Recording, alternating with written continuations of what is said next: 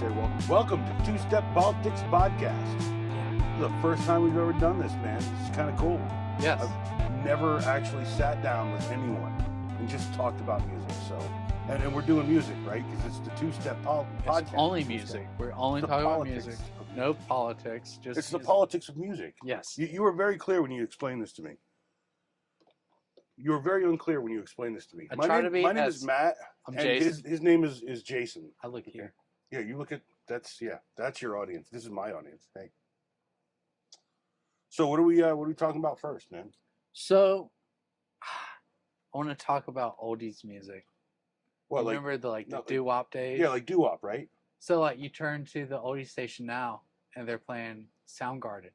So I looked it up. And oldies music's anything that's past 10 years. That's what I was about to look up. Yeah.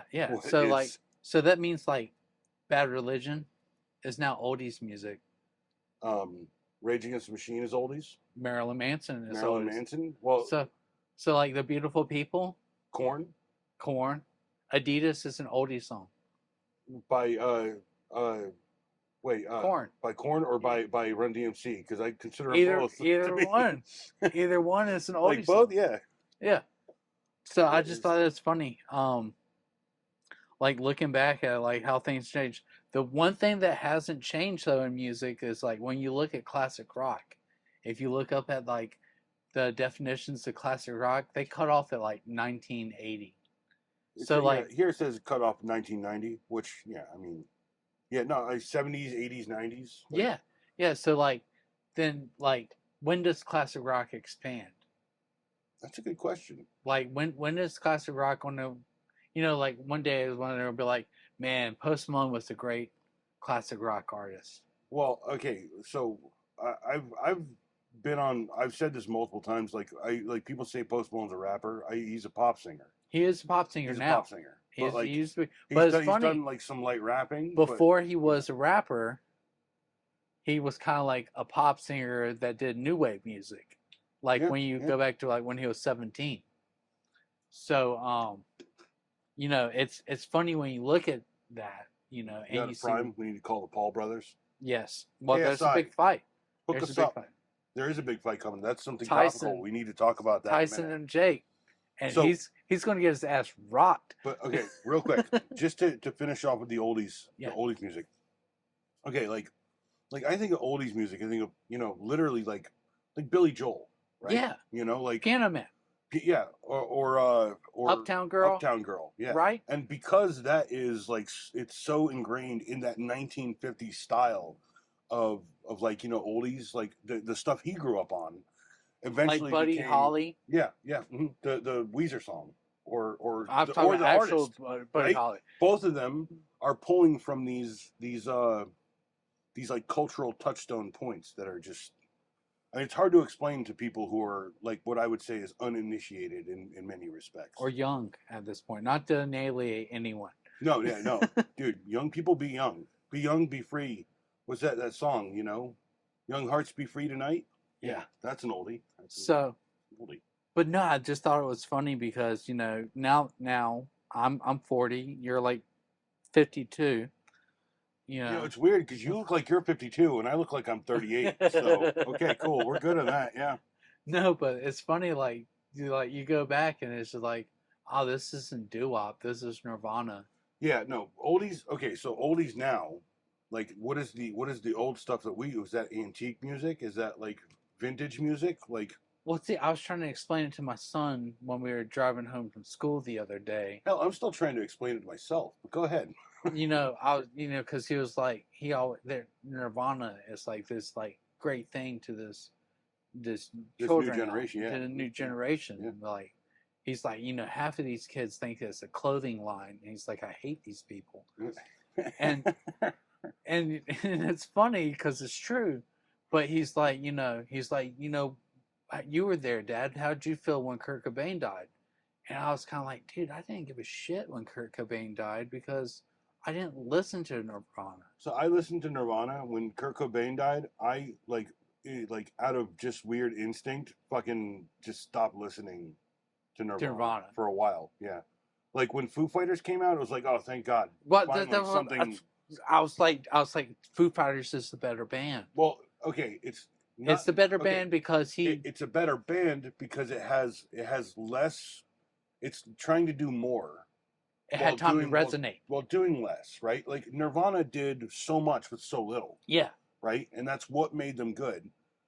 And like you have to ask yourself what okay, what about that music was so like strong and so powerful in those days? I think back like almost every piece of media was how good you can be, how strong. Smells Like Teen Spirit is like literally about like the commercialized freaking life of teenagers yeah. at the time, in my opinion. I mean, he probably wrote it with some other intentions too, with a joke or whatever, because I've heard lots of stories about it. But no, like I said, when it happened, I basically quit Nirvana. It took me a long time to go back to it. Well, I was telling I felt him. betrayed. Well, see, the way I came at it was different because I was a huge Smashing Pumpkins fan, and I like Alice in Chains, and I like Stone Temple Pilots. And I told him that at that time, if you listen to grunge music, Nirvana outshined so many great artists and made it hard for them to survive because all people cared about was Nirvana. And I was like, you ended up being like, fuck those kids that listen to Nirvana. I listen to the real shit. That's a good point. Yeah, that So that's kind of where I came from. And like, I was like, I didn't really like Nirvana until I was in my 20s. well, And I went back and listened to Bleach, and I was like, oh, they were okay, on something. real In quick. Utero? Yeah, In Utero is a great album. Much better than the Butch Big monstrosity that is Nevermind. Um, But it's still never, and looking back, Nevermind's well, Nevermind, every bit of a good album. but it's also a little bit too complicated for what they were trying to achieve. Oh yeah, And you can tell because like it's a lot slicker than In Utero, and it's way slicker than Bleach ever could have been. I think that's the argument that they're saying now is, was Nirvana a punk band? And I think the question is answered because yes, they were a punk band. Like Bleach, look at Bleach. Every bit of it's a punk album. Okay. How about this? Right? It's not. I wouldn't call them punk. I would call them postmodern, post-punk. Yes, Like modern rock, they weren't about punk. They got like they had the attitude. they got the no they got the like the basis of where they came from. Do more with less. That's Yeah, what punk is about, in my opinion. Uh, three chords is all you need. The Ramones, right? Green Day. Well, just remote, like out of card. Green Day, you know, like has done more for punk to make it more legitimate, but the essence of what I saw punk is back in the day is the Ramones. They, claps, Hey ho. right? Yeah. 20, 20, 24 hours, dude. Like Well, Blitzkrieg Pop. dude, it's literally like a crafted pop masterpiece. Yeah. And people don't get that. And people don't understand like these are elements that have been incorporated into pop music now. Yeah. And like without this, in like a lot of ways, a lot of this new music, even though it's not like in the basis of what punk is, like it's in there. Oh, it reminds me of my theory that no one hates "Toxic" by Britney Spears. Like, no, there's something about that song. It's a pop song. It's saccharine. It's got a good, but it's got like an international sound to it. It's got a very and then the subject matter is so like starkly powerful for the artist and like what all was going on at the time and everything. Because like I remember the first time I heard that song was in Doctor Who, and I was like, "What the fuck is that song?" Why is it in Doctor Who? But well, because it was popular. But like I was like, "What song is that?" So I go and I look it up. Use the Shazam function on my phone, right? Which is still there, by the way. Oh no, I still have it too. I use it all the time. I use it all the time. So, but I turned on my shit. I was like, "Shit, it's Britney Spears." I was like, well, maybe I should reevaluate exactly what I thought about Britney Spears all of these years, See, I dated a girl that was like in love with Britney Spears. Nah, I get it, yeah. And like when you date somebody that's in that and it's like every bit of everything you're supposed to be against, and then you just become like numb to it, and you're like, okay, whatever. Well, but you're talking to the right guy about music, because I love every kind of music. I love Yeah. them all. Like from the dirtiest, weirdest, like, country song to like the darkest freaking like melancholia rock, dude. I love it all. I love Well, see, like all that. country now. Like if you look at like Tyler Childers and Zach Bryan and all those dudes that are coming up, Shooter Jennings, like Shooter Jennings did Marilyn Manson's last album, which he's not someone we're supposed to talk about anymore because he's an asshole. He's But a shithead. but the fact that like Never these meet your heroes, prolific kids. country albums are like mixing in with metal now and changing like the face of it. See, like you have See, the wait, real quick. You were asking where like classic rock went. It went to country. yeah, It went to southern rock and it went to country. yeah. Right. So I mean, And like, there's like two sides to country. You have like Nashville, like poppy pop country, which isn't. It is what it is. yeah. But then you have like Western. these new dudes that are like deeply rooted in bluegrass. They write sad songs like Nolan Taylor, like Yep. talking about '68, talking about how shitty his mom is, and like, Or even what's that band I hate? Well, I don't hate them. I don't hate their music. Just hate the band. Mumford and Sons. well, yeah, that's the modern folk. Like a very modern take on folk music, but it is also like it has elements of all that Dude, stuff we're talking I about. was at my buddy's house one night, and this is when I used to party, and his brother, I swear to God, we went to this dude's house, and his brother put on Lil Lion Man on repeat, blast, for like 24 hours. And we're in the next room, and all you could fucking hear It's just is Lil Lion Man just going on. yeah, over and over again through a wall. Yeah. No, I got you. Like after that day, I was like, I could never hear that song again. But okay, like let's wrap up the topic, because we're coming up on our first break for the episode. Yeah. Oldies music, like okay. I don't think they're like 10 years is like the beginning. No. I don't think 10 years. I think like 20 years is probably the best. Because like when we were growing up, what was the cool music in the 90s? It was like 60s music. It was Yeah. Hendrix, it was Zeppelin, right? And this is why kids ironically think that those are clothing brands, right? Because they've been marketed. They've been our clothing brands. Yeah. When we were kids, we weren't like, hey, I want to wear that polo Ralph Lauren. I want to wear the T-shirt for the band of the stuff that I love. I wear my musical heart on my sleeve. Well, I mean, that's where you think about punk music. We'll wrap this up, but like punk music, the whole thing about like look at Black Flag, look at Joy Division, look at Bad Brains. All of them are just iconic icons, basically that root around the band that people associated that band with that logo, and a lot of times that logo became more popular than the band. Dead Kennedys. Yeah, the DK. Dead Kennedys. I still wear Dead Kennedy shirts. Like, okay, well, first off, Jello Biafra is probably one of my favorite like modern day philosophers, right? Dude, those spoken word albums.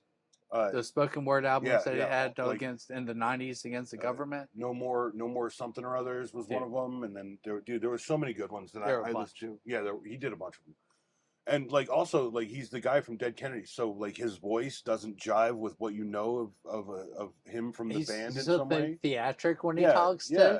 And he's like taking these big sweeping, like talking with his hands and stuff. He actually became a politician, which is the best part of it all. Because like I think he taught people something important, was that to fight the system from within. Don't just be pissed off at something without like caring or doing anything. Like actually go out and like vote. I'm not getting politics. Yeah. But like go out and vote, do something about it. We can both agree voting is okay. Yeah. What I was gonna say was what you're basically saying is that not necessarily that you have to change it from the inside, but just that if you're not a part of the process, then you're never going to change anything. Nothing's ever going to change if you're not a part of it. So then can we agree to wrap this up that Dead Kennedys is the best classic rock oldies band? Well, I'd say Dead Kennedys is probably like a touchstone moment in all of our lives if you were in that scene in anything when we were kids. And we are actually out of time right now. So we're going to take a short break.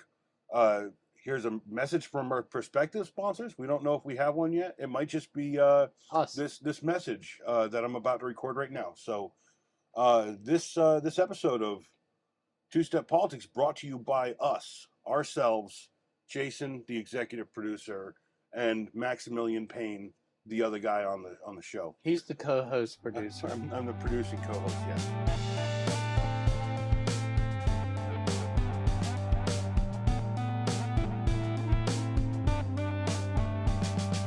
So we just got back from our break talking about stuff that we may or may not do on the podcast here. And just to finish up with what we were talking about before the break, oldies music, like I guess you and me are just getting old. We have to like basically come to terms with the fact that everything we've listened to before 15 or 20 years ago is just oldies music now. Yeah. And we're talking about oldies music. The Beatles put out a new song, right? Is that it's an old demo? Is it considered an oldies song? I mean, is it a new song? Is it somewhere in between? Like the reality is it's all of that and none of that. You know what I'm saying? It's not like the other old guy who brought out a new song, Billy Joel. We talked about Billy Joel briefly.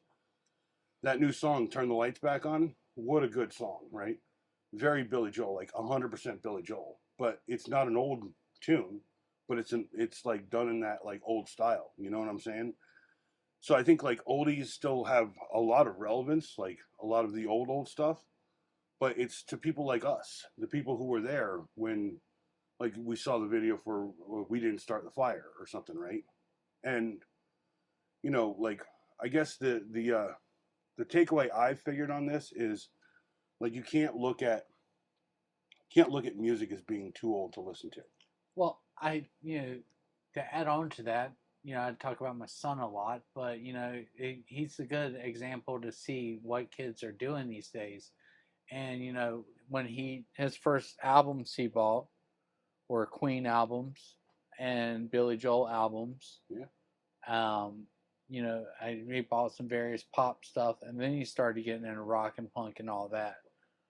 But his first album was Piano Man.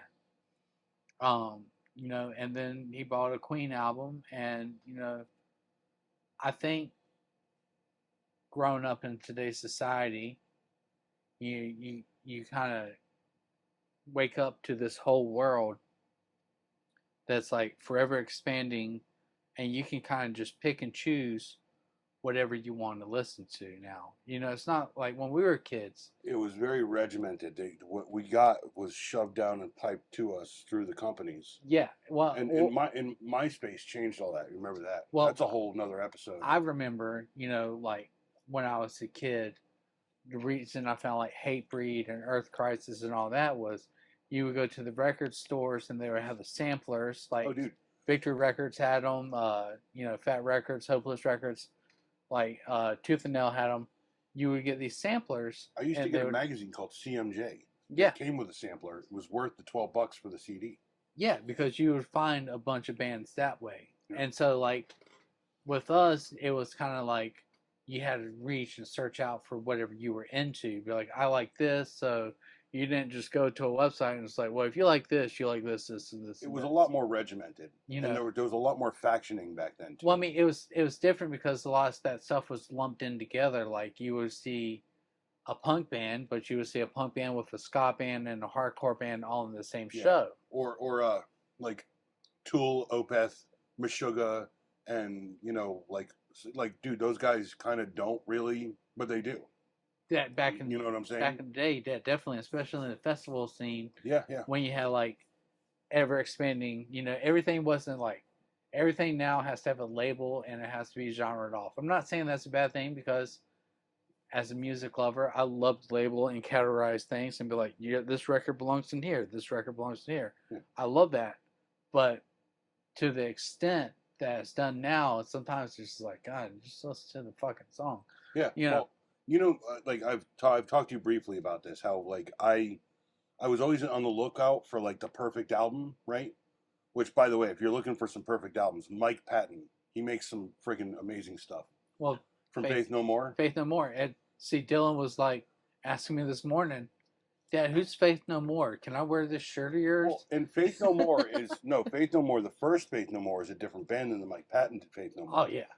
Right, and the I think the last one, the angel, the one with the feather on the cover. Can't remember the title of it. I'll look it up.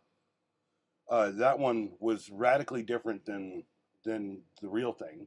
You know what I'm saying? And that's what I like about Mike Patton is he's constantly like evolving whatever he's doing. You're talking about Angel Dust. Angel Dust, yes. So the first one that I had was The Real Thing. The Real Thing. That dude, that's the album that made me like kind of really like fusion music. And then King for a Day. Oh yeah, that one's good. Yes. That's a really, because I got the Dylan's wearing that T-shirt right now because he went through my T-shirts.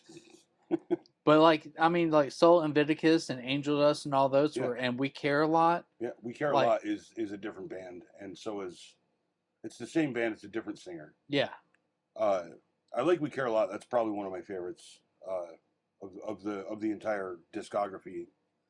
But no, like what I'm saying is like every album has some distinct through line that touches on every genre and makes it like so much more like it's got like a little bit of classical music, it's got a little bit of like a pop sensibility, it's got some like hip hop, and it's got some hip hop, yeah, it's got some like rock, dude.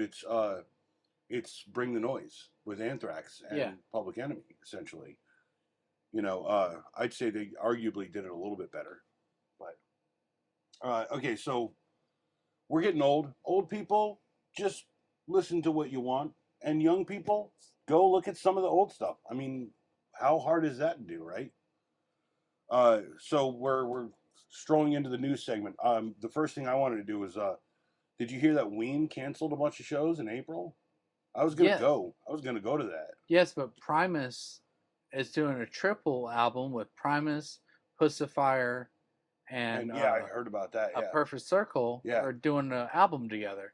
Which I don't understand why there has to be a Pussifier and a Perfect Circle, because it's all Maynard. Like the same. It's all Maynard. The same group of musicians. But yeah, so the support their tour they're doing.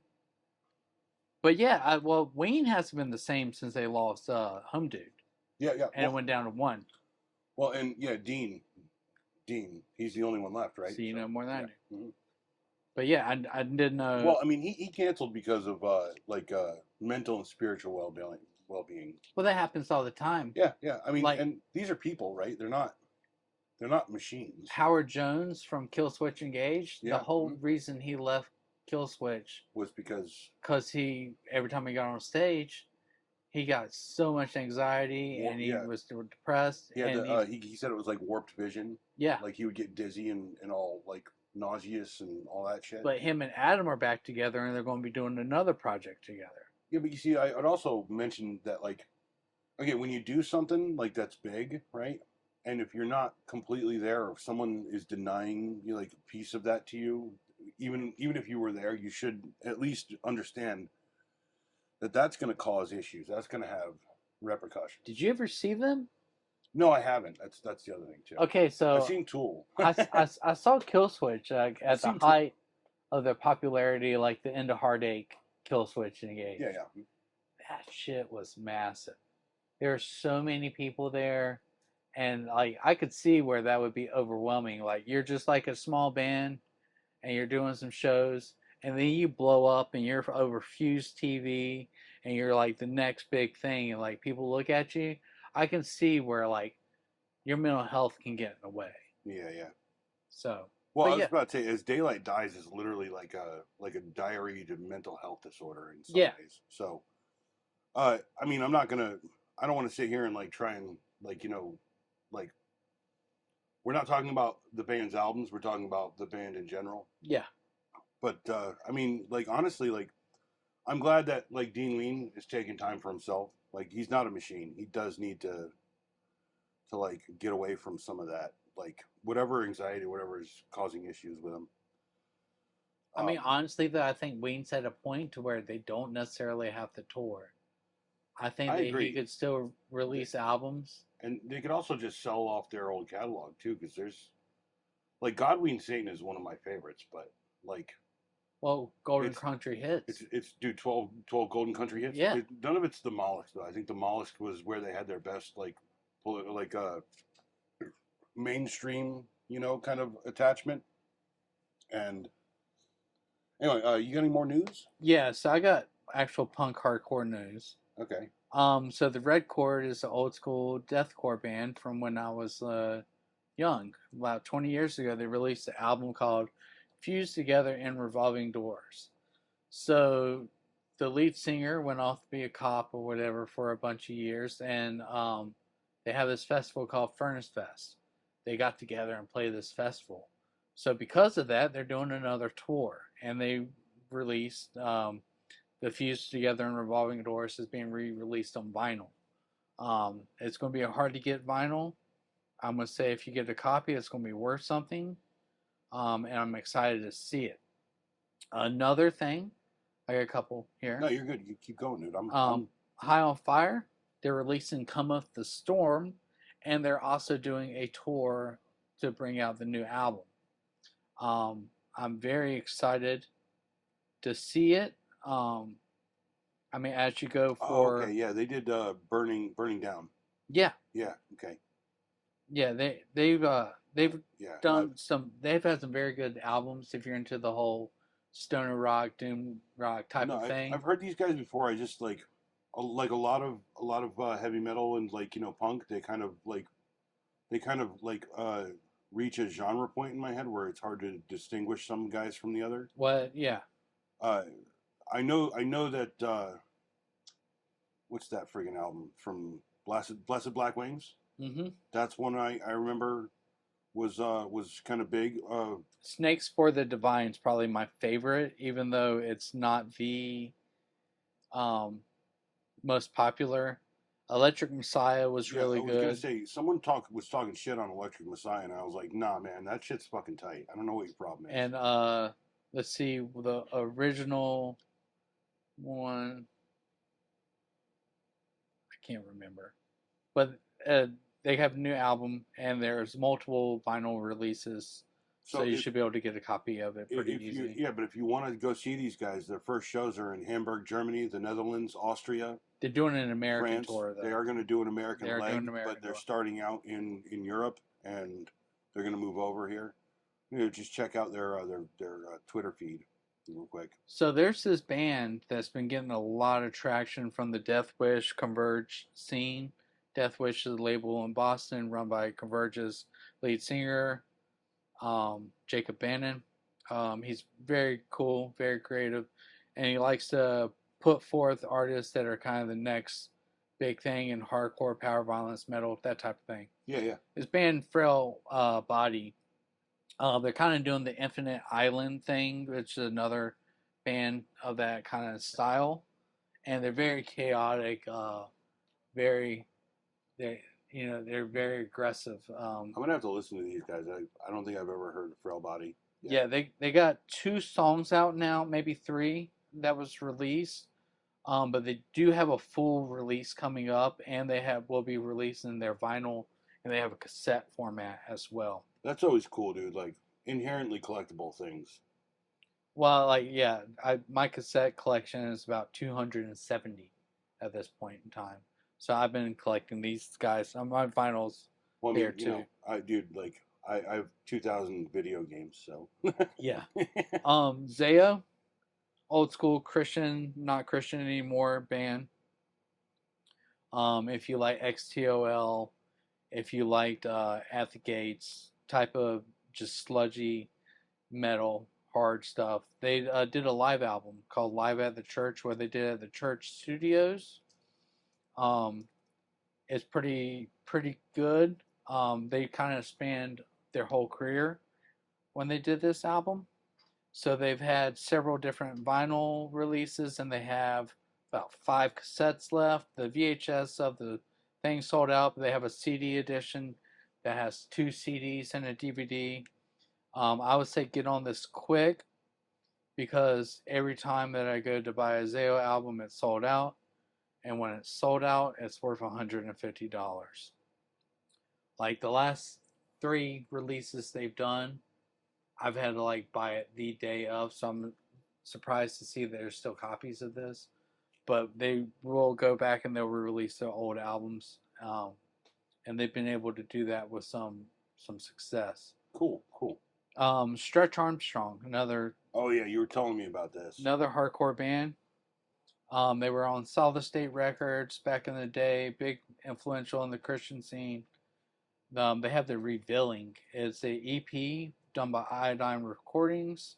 It's came out and you can check it out on iTunes, and it's just an all around good like album EP. I think I've heard something these guys have done before. So like they've had like they're several different like styles. Are they? They're. I have a feeling like these guys were like local people. They're from South Carolina. From like Columbia or yeah, that area. Okay. Yeah, they played several Warped Tours. Oh, here, Iodine Records. Yeah, we're from South Carolina, 1992. Yep. Yeah, so, I remember, dude. Like, I think I seen these guys play with like one of those like Stuck Mojo bands or something. Yeah, well, Rituals of Life came out in '99, and it was super, super popular and influential. This album is a little bit more old school than like the Free at Last stuff, which is their last album they put out in 2005 before they split. So I mean, it's so is this a new lineup or is it's all it's all the original guys back? Again, we're going to go back to Furnace Fest. All these bands got together and did shows at Furnace Fest, and they were like, "Dude, this is fun. We'd freaking miss this." And then they just been releasing music. And I love every bit of it, and I'm gonna buy every bit of it. Check out Stretch Armstrong. I think they're not only on iTunes and stuff, but I think they also have some YouTube videos. Yeah, and Spotify. And they're on Spotify. I only think iTunes because we're coming up on 15 minutes, so we got to take a quick break. One more. I have one more. Okay, so Darkest Hour. They're another one of those bands. They played a show. They got back together. We're actually past 15 minutes, but I'll let it happen. Parental Terminal. Just check it out. It's a good album. What's it called? Parental Terminal. Perpetual. I'm sorry. Good thing this is the first one. This is why I'm here, because I am the most pedantic person that you'll ever meet as far as like pronouncing shit. Good. I'm not a grammar Nazi. Well, I know that because you speak to me on the phone. Yeah, that's true. Yeah. But no, this album... I talk totally different on the phone than I do right here in front of a camera and with people. So that's very true. This album is very good. This is a very good album, and I'll just end with that. Well, Lambgoat says it's probably one of their best. So I would say when this album got released, it took over every other album that they've ever did and like iTunes as the most popular songs. It says this album by This Day in Metal, it says it's a new utopian dream that's channeling the pissed off energy of metalcore. Yeah. No, that makes perfect sense. I think like I've heard these guys at least once in my life. I think you sent me a list of stuff to listen to, and this was on the peripherals of the stuff. Mm-hmm. And I remember I was on autoplay once, like while I was listening, because like I'll like clean or I'll do laundry or something. And I'll just be listening to whatever you send me, and like occasionally I won't be on top of it, and I'll just switch on to something else. No, I'm pretty sure Darkest Hour was one of those bands that I got. I'm gonna tell you, it's like one of those bands like in the 2000s. I always loved them and I always wanted to go see them, but I didn't understand like how important they were to me until like years later, and it's just like, oh well, over time like they. Well, I kind of have that same story about Coheed and Cambria, like, because, like, I always discounted them for a long time, and then one day I was listening in the car, and I was like, dude, they're good. This is what I've been wanting to hear for a long time. And they have a new coffee coming out. Coffee and Cambria? Yeah, they seriously, they seriously do. I saw that, like, the other day, I was like, and it's like $20 a bag. I was like, oh, I'm ordering some of that. All right, so we're going to take a short break. Here's a message from your sponsor for the show. We'll be back with the Tomb Mold review. Which is us. That's right, folks. We're sponsoring this show. We did it ourselves. We didn't need no one's help. So go check us out on Patreon, Facebook. I don't know if you can find pictures of us on Facebook Marketplace. It's probably not us. It might be. It might be. Actually, it's probably you. It's probably Jason.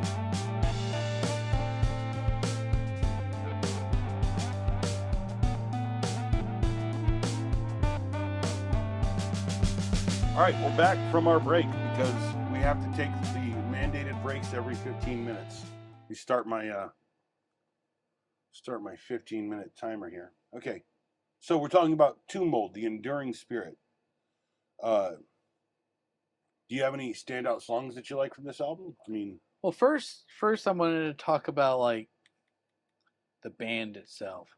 Well, I was gonna say I think "Flesh is Armor" is probably one of my favorite tracks on this particular album. You did seem to really stick to this album.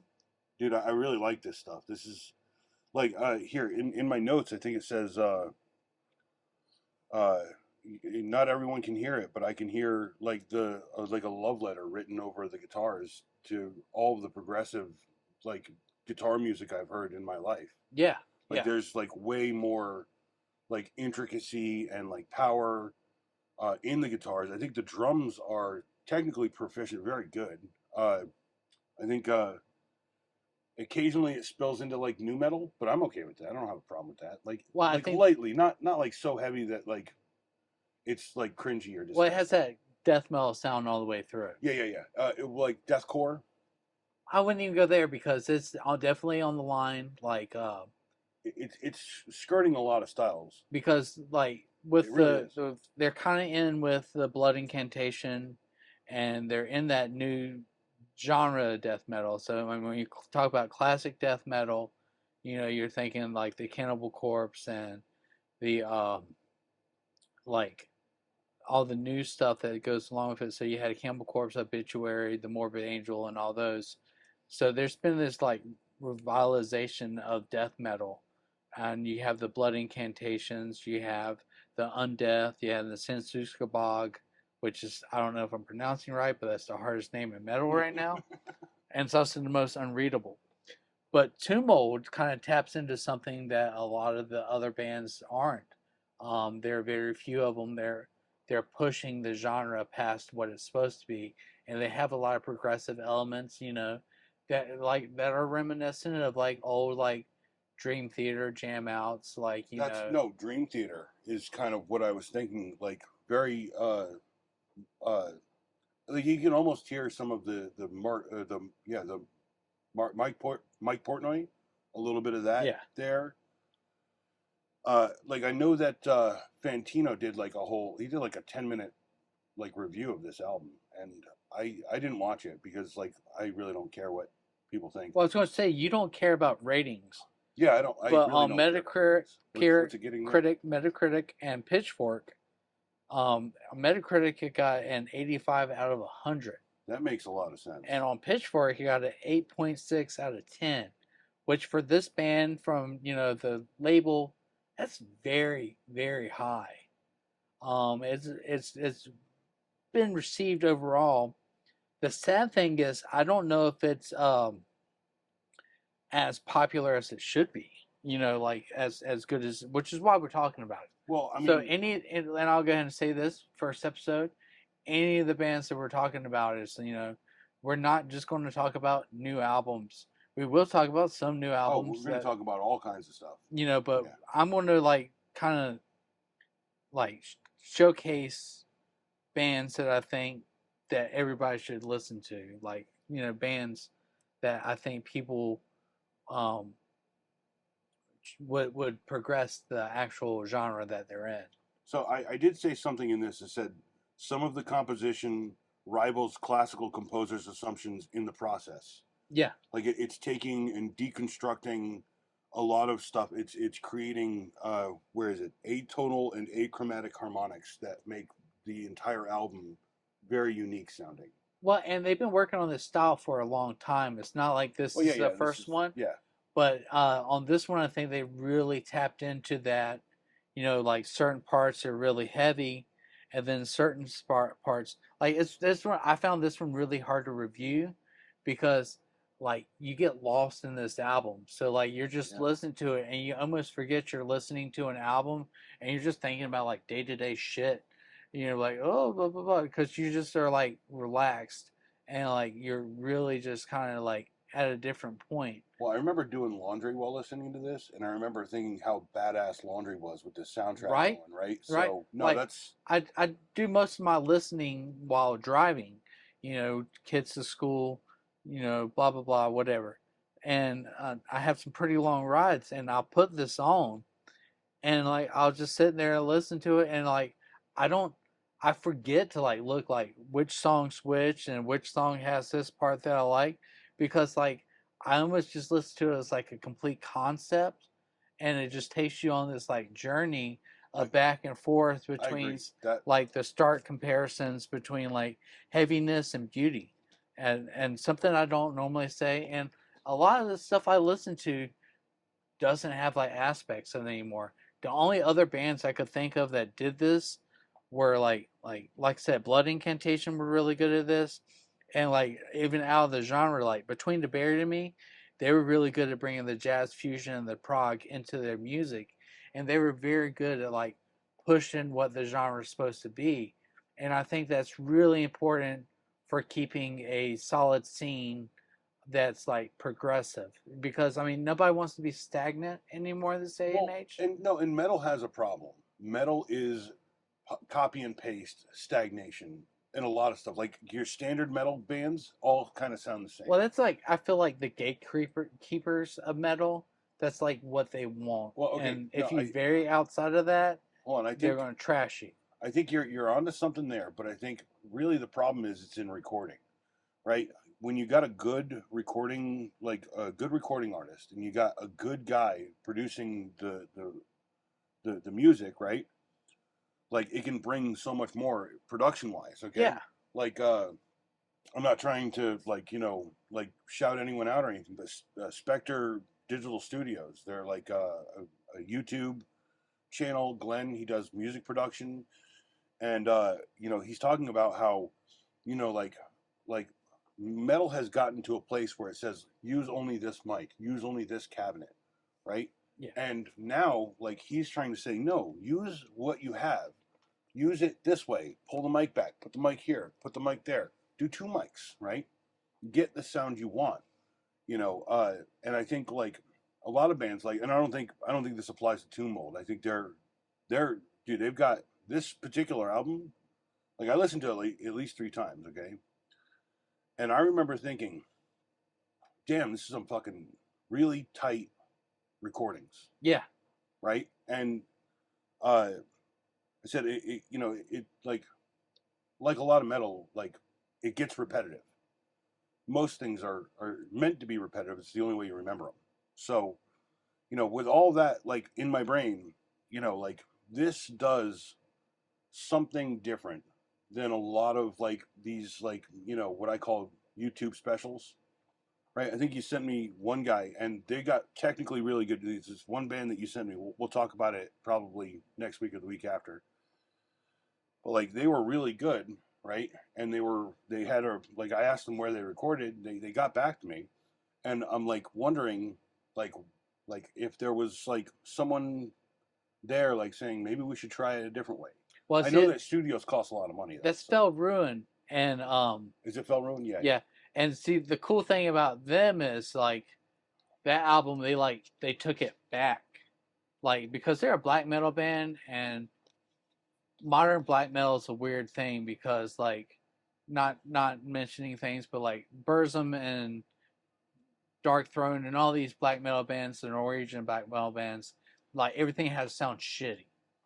Like, and that was their punk rock was like, fuck modern metal. We don't want to sound like that. We're just going to go out there and do this and producing what you get is what you get, and Yeah. that's raw black metal. Well, that's Whereas, something I noticed. That's something I liked. I just, what I'm saying is like the recording process itself. There's ticks, there's tricks, trips, tips, and tricks. because on that album, the drums really stand out to me on Yeah, that Felt Ruin album. They're yeah. just like this is something different. But we're okay. We're gonna We'll get talk. back We're on gonna this. go back to Fell Ruin. But like I would tell you that the Enduring Spirit is available on CD and vinyl at what is it there 20 bucks spin. 20 bucks 20buckspin.com, Yeah. and So if you don't it's know also about, available on Amazon if you're not a fan of supporting people directly where they shit. so I would say this. There's a lot of stuff from 20 bucks spin. Chemist is from 20 bucks spin. Yeah, They typically do death metal and doom metal albums. I worked with these guys. We worked with a lot of those bands from these guys, and they're really good. They're really good people. They really try to put their own spin on things. They re-release cool albums. So 20 bucks spin, just a shout out to them, is a great record label. yeah, and we'll work to get all the links in the description for whatever and all that to make sure that people can find these things when we talk about them. But 20 bucks spin, I'm right here on their website. Uh, I mean, first off, this Corpus Opal friggin' T-shirt, this thing's pretty damn badass. Dude, I'm telling you, they're on their shit. Now they look like they're like, oh man, I kind of want to listen to just this album, Dissimulator. Oh, see, there's something that I was going to talk about, and I'll look it up while I'm here on 20 bucks spin. I want to hold on. I'm gonna take a screenshot of that, and I want to hear this album. That's such an intriguing album cover. Dissimulator. See, so there was. Oh, just to wrap this all up though, like you said, I don't like I don't like to give ratings on anything, but I said, and it's right here. It's 4 solid axes out of 7.5 Lizzie Bordens. Yeah. Yeah, and I like that says something about like first off, like it says something about like the style. Okay, saying it like that, but like I also like recognize that there's kind of a mythology to this album, to the band itself, right? And most metal bands have like a dope mythology. Yeah. And I can that was something that was like very present. I was listening to this, like fucking Fate's Tangled Threads or whatever, the Tangled Mess song. Is that no? It's Fate's Tangled Thread. Pretty sure. Hold on, let me look. Yeah, that's it. Yeah, yeah. That was a good song. I mean, all of them are like absolutely well crafted and amazing. Like I said, I don't even think of this. Like I would recommend this to people who aren't particularly into like death metal, right? Like That's something my partner said when we were listening to the album last night again, and she was like, you should mention that, like, if you don't even like death metal, you should check this out. No, this could very easily this is a stepping stone. It could get people into that. And they still have cassettes and vinyl for this on 20 bucks spin. Another one, a comparison I wanted to do from the website. Like I said, this is like a style now. Like Dream Unending. They have a split with Worm, and that split is very much along the same lines. And I think as a style, this is going to be mimicked, and this is going to be reproduced. Sorry, I just realized that this is the 20 bucks spin did Witch Vomit. Yeah. Yeah, Witch Vomit's cool, dude. Witch Vomit is cool. Witch Vomit's fucking insane too. Yeah. Yeah, they have good shit. I'm sorry to cut you off on. No, you're fine. This is something that when we look at death metal 20 years from now, it's just going to be another progression. Well, I think ultimately, like, okay, death metal doesn't get better unless the music and the musicians are better. And they are. And they're really good. Like you can tell. Because like I mean, even if you look at like the other modern stuff on the other side of it, like the Undeath, the Sensu-Skabog, the Frozen Soul, which is another band we'll probably talk about. They're very much old school. They cut to the chase, but they're still like the whole new era as a whole really like tries to add on to and bring something to the table. Bring new things. Yeah, because I feel like for a while there, bands were just mimicking other things. Exactly. And now a very homogenized metal world right now. And now, like, even on those other ones, they're like, well, we're fucking pissed. Let's make some pissed off music. And Tumult, I don't know. I don't think they're pissed per se, but they're doing something different. I was about to say they're looking at the sounds that they make and wondering like how it can sound more musical while also still being very hard at the same time. hardcore death metal. Yeah. I think it says go harder into the Tumult stuff and you won't upset your mummies. Yeah. You know, I know that's dumb. I'm getting old, people. But also, they have 2 other releases: Manner of Infant Forms and Planetary Clairvoyance. Both of those are equally as good. I'm going to say the Enduring Spirit is a little more bring together the best parts of both of those albums and push it. But I mean, I don't think anything these guys do is bad. Well, I would also say that I think that the production on this particular album, you can tell like the producer was very like involved in kind of getting the sound that sounded right. Like I know that like as someone who's produced music in the past, like not professionally but like personally, you know, like it's hard to get to a place where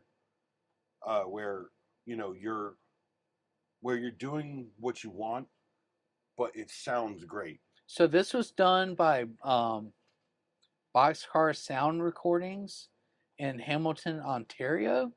Okay. By Sean Pearson. I'm not familiar with him.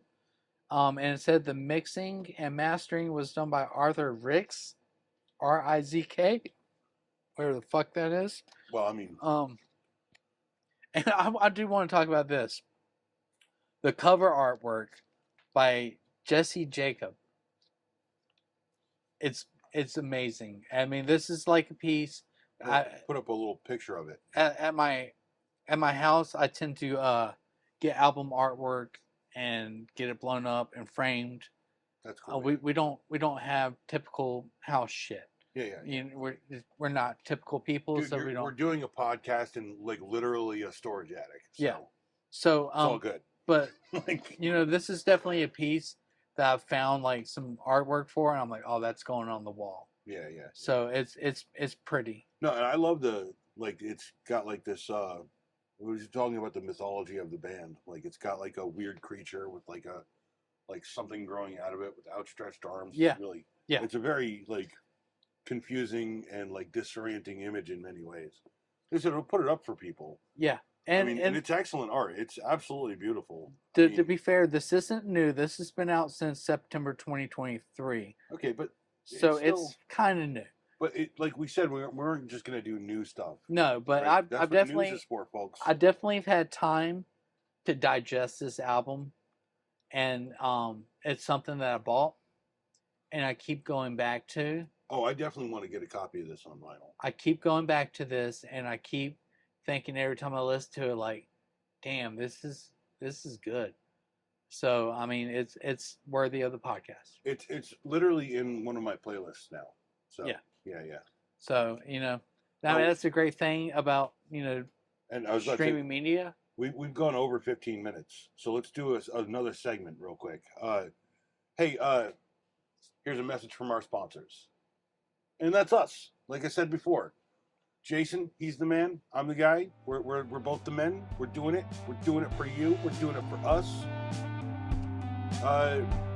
You don't have to pay us, but it'd be nice if we got paid for this. So check out just the Patreon. Share it out to the friends and check out the Patreon.